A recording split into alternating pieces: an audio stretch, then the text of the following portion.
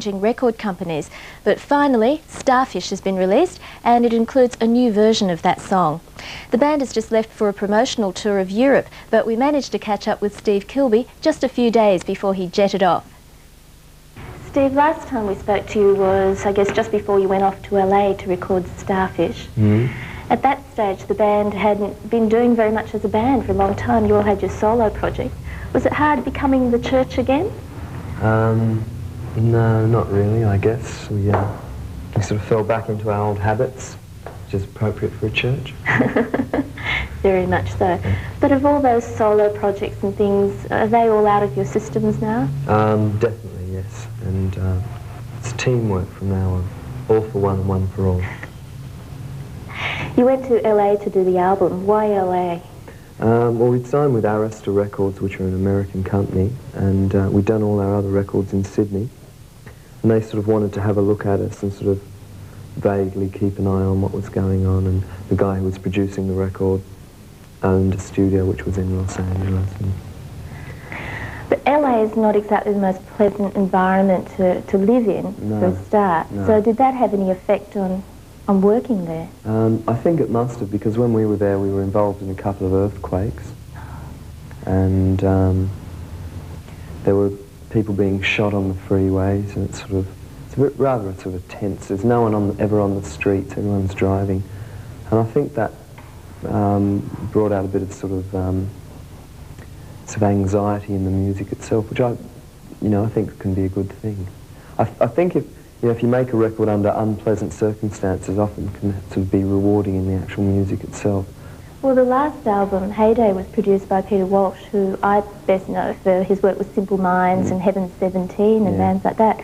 Must have been quite a contrast. Oh, sort of night and day. Peter Walsh was this softly spoken, cherubic Englishman who became very good friends with the band and sort of coaxed you into doing things, and the record kind of reflected that. It was a very ornate record with millions of overdubs, and we kind of ran riot and did whatever we want, where these other two guys were sort of like working with a couple of characters out, the good, the bad and the ugly. It was sort of like, that'll do, that's good enough, and they weren't very friendly, and they weren't sort of very impressed by us. Wish I knew what you were looking for.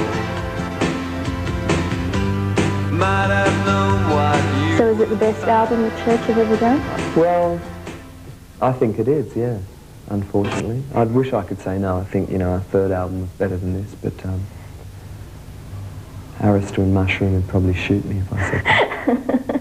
The thing is, I don't usually worry too much about what people call their albums, but Starfish, to me, are like almost nature's flying ducks. They're very pretty to look at while they're lying on the ocean bed, but they don't do anything. Yeah. They're not very dynamic. Why Starfish?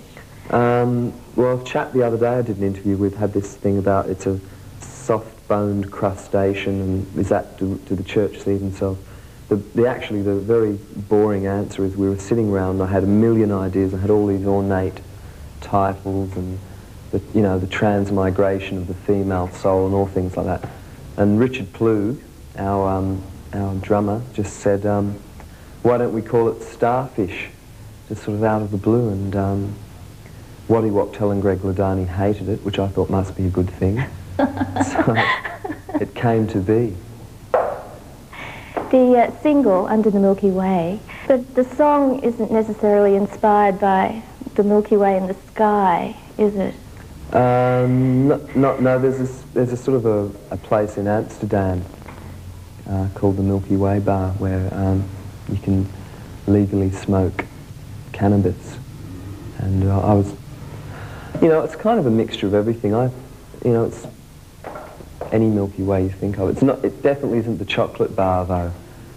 I'm expecting Arista to ring me up and say we've got some corporate sponsorship from Cadbury's, to promote the chocolate bar. No, it's a very open-ended Milky Way, of anything you like. I sometimes wonder with your songs if they sort of start somewhere fairly definite, but by the time you've finished writing it, it's taken its own head and gone somewhere even where you don't know where it's gone. That's right, yeah. I start out with an idea and it sort of meanders off into something totally different.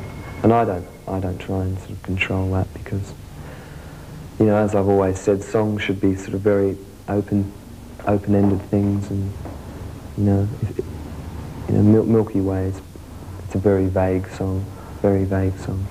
I think if there's ever been consistent criticism of your songs, it has been the lyrics.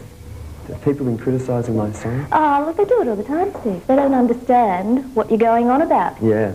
Well, once again, it gets back to this whole thing, understanding song lyrics. Why do people want to understand song lyrics? They should just like them or not like them or enjoy them or interpret them. But the worst thing in the world you can do is try and understand them, because songs are not logical statements. They're just, it's like trying to understand, you know, a stained glass window, or understand a statue. You don't understand it, you just take it for what it is. You know? That's great. Thanks, Steve. Okay.